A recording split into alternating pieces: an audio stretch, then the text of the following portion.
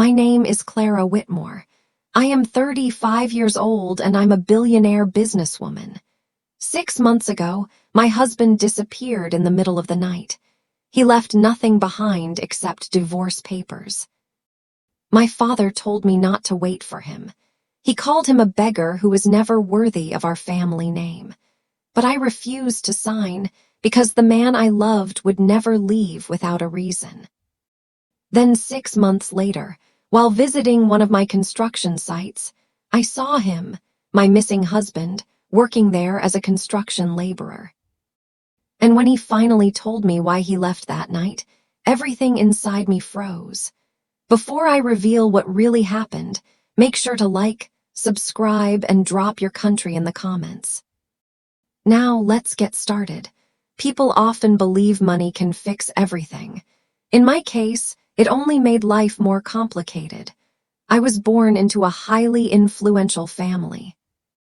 My father built one of the largest real estate companies in the country from the ground up. By the time I turned 30, I was already managing a significant portion of the business. The media labeled me a billionaire, and business magazines constantly highlighted my achievements. But none of that ever mattered to me as much as my family did. My husband, Julian, was completely different from the world I grew up in.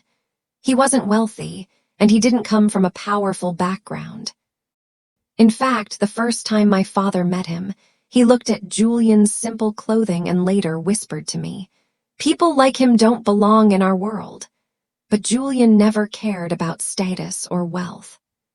He was kind, patient, and genuine, the kind of man who would fix things around the house himself instead of hiring someone, the kind who remembered the smallest details about people, the kind who could make our daughter laugh even on her worst days. And that was exactly why I loved him. We had been married for 7 years. Our daughter Lily had just turned 5. From the outside, our life seemed perfect, but inside my father's mansion, there was always an unspoken tension. My father never truly accepted Julian. He never said anything directly to his face, but I could see the disapproval in his eyes. Every dinner with my family felt like a quiet battle.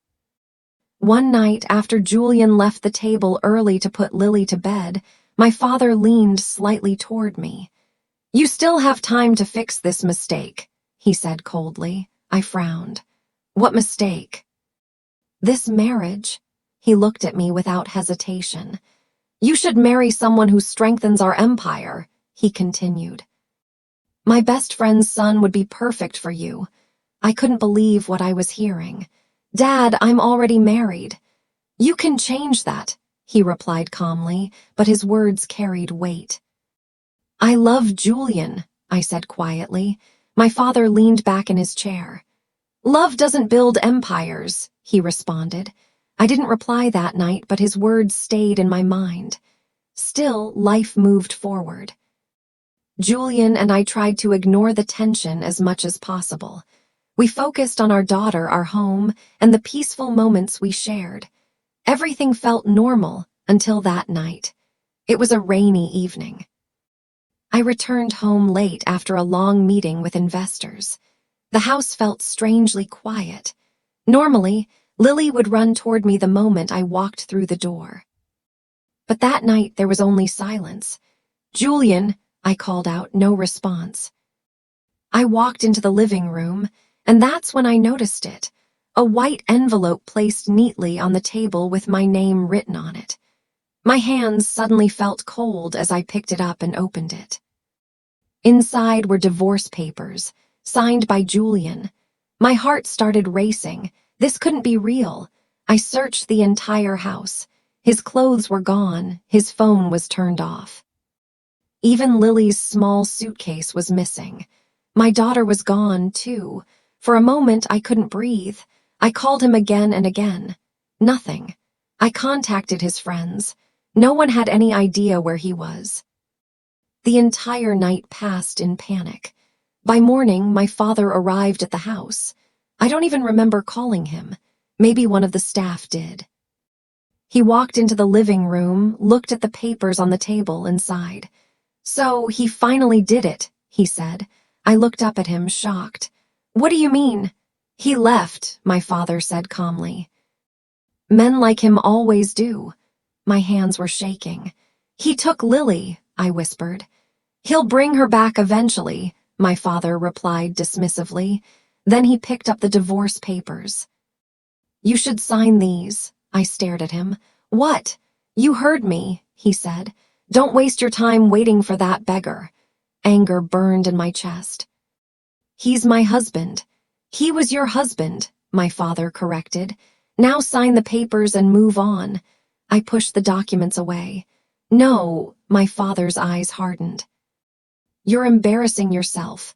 "I'm not signing anything," I said firmly. "He already left you."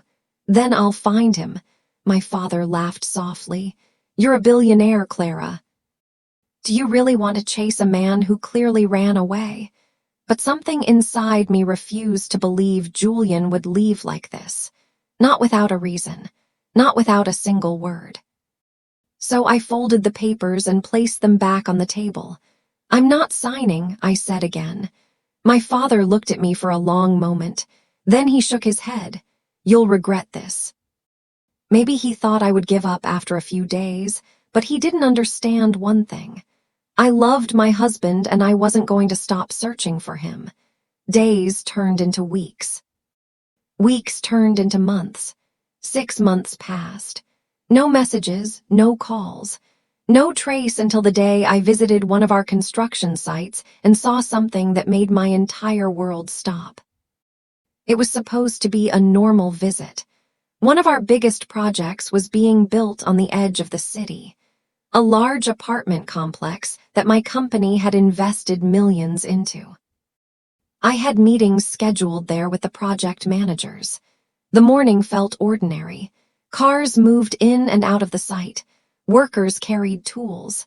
The loud sound of machines filled the air. I stepped out of my car wearing a simple business suit and a white safety helmet. The site manager walked beside me, explaining progress. "We're ahead of schedule, Miss Whitmore," he said proudly.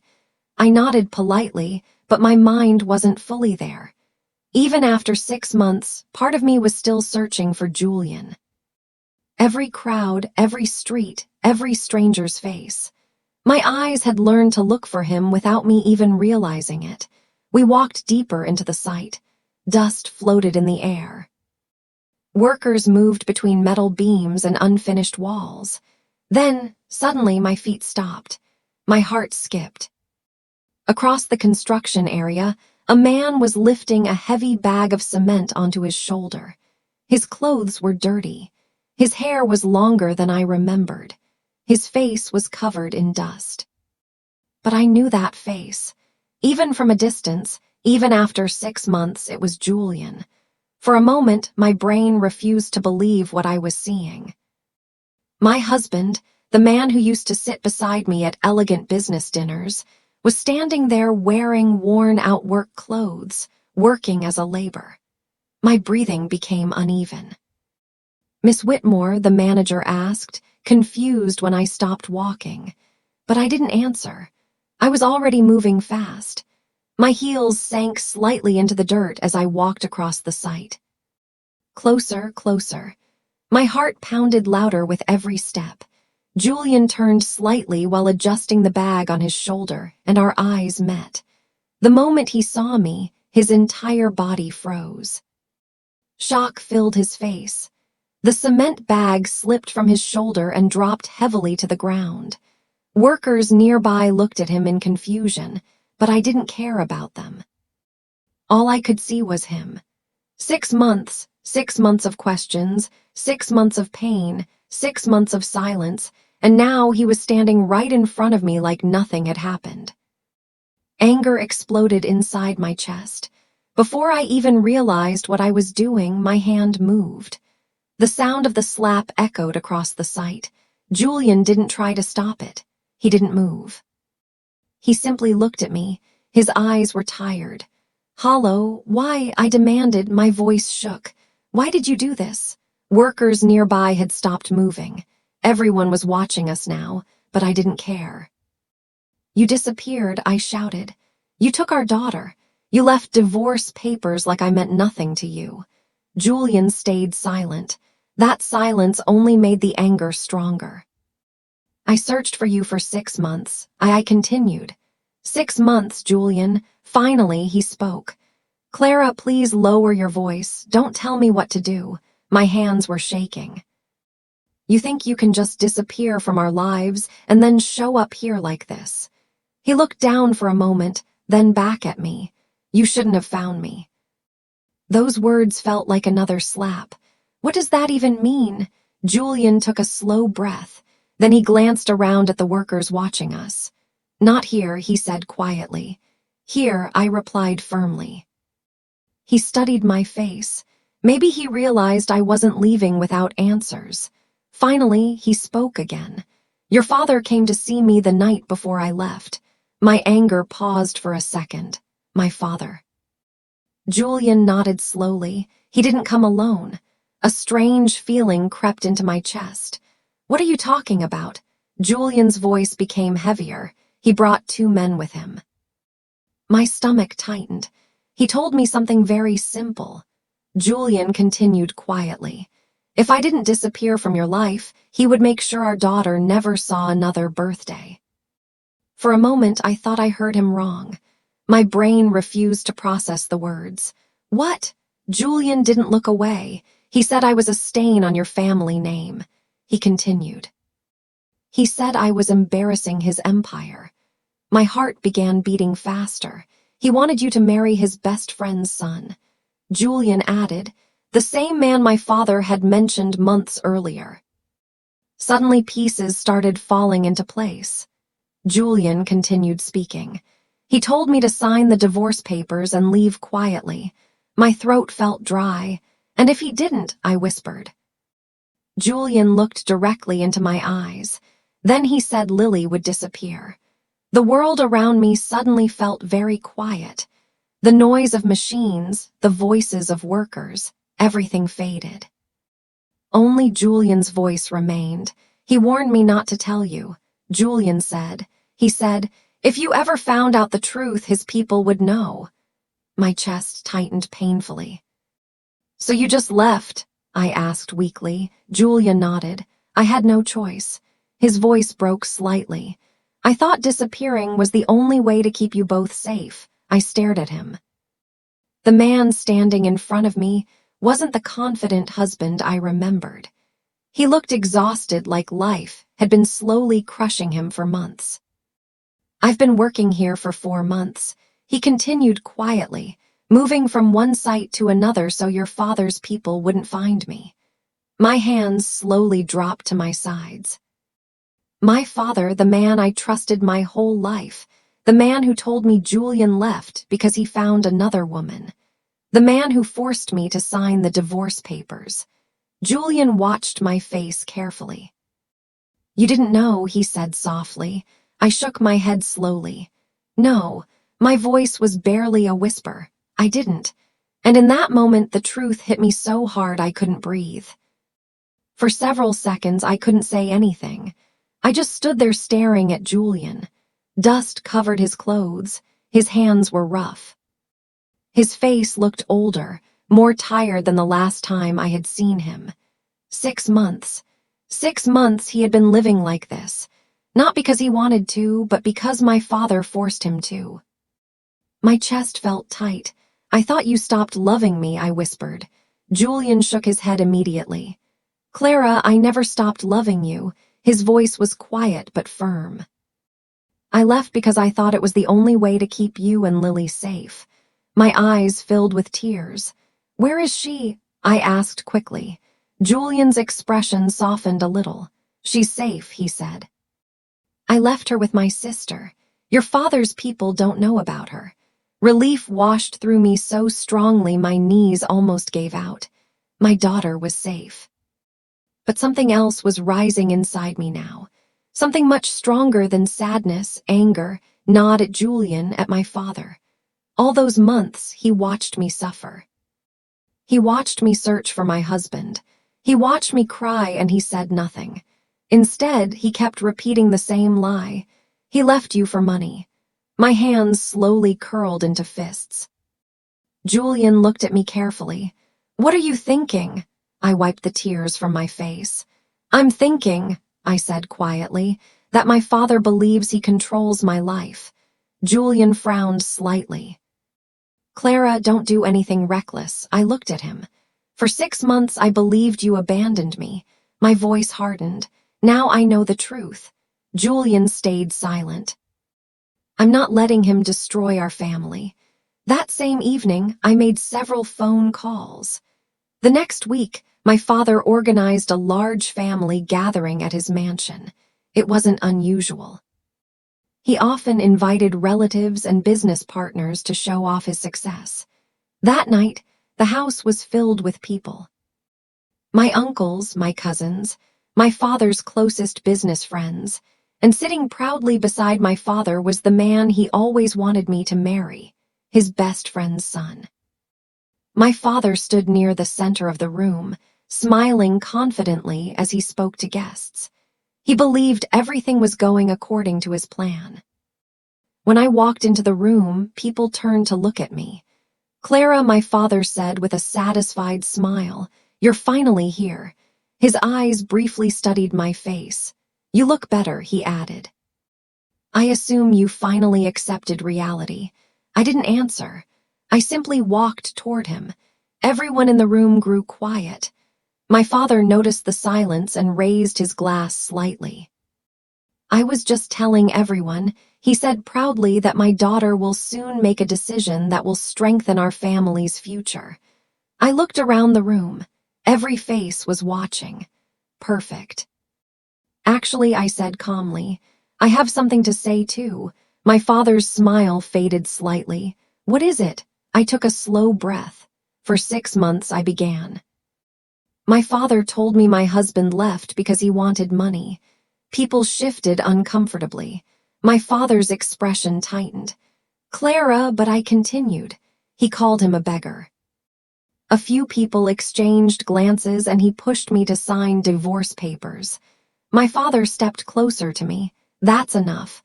But I wasn't finished. Do you know what really happened? I asked the room. Silence filled the mansion. Then I looked directly at my father. You threatened him. A wave of whispers spread through the crowd. You told him if he didn't disappear, I continued slowly, you would kill his daughter. My father's face turned pale. That's a lie, he said quickly, but his voice lacked confidence. I stepped closer. The man you called worthless spent 6 months working as a construction laborer just to protect his family. The room had gone completely silent. My father's friends looked at him with shock. His best friend slowly lowered his glass. You destroyed my marriage, I said. You made me believe my husband betrayed me. My father clenched his jaw. I did what was best for you. No, I replied calmly. You did what was best for your business. The words hung in the air. Then I took off the diamond ring my father had given me years ago, the symbol of our family empire, and placed it on the table. You can keep your empire. Gasps echoed around the room. My father stared at me in disbelief. You're being emotional, he said. I shook my head. No. Then I said the words he never expected to hear. I choose my family. I turned toward the door, and my family is not in this house. My father's voice rose behind me. If you walk out now, don't expect to come back. I paused for 1 second, but I didn't turn around. Then I continued walking. Outside the mansion gates, a car was waiting. Julian stood beside it. Clean clothes, but the same tired eyes. When he saw me walking toward him, uncertainty crossed his face. I stopped in front of him. Are you ready to go home? I asked. Julian looked surprised. Home, I smiled slightly.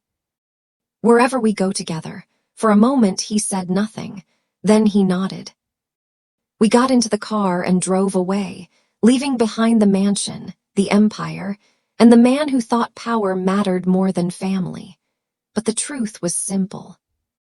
The man my father called a beggar was the only man who ever truly loved.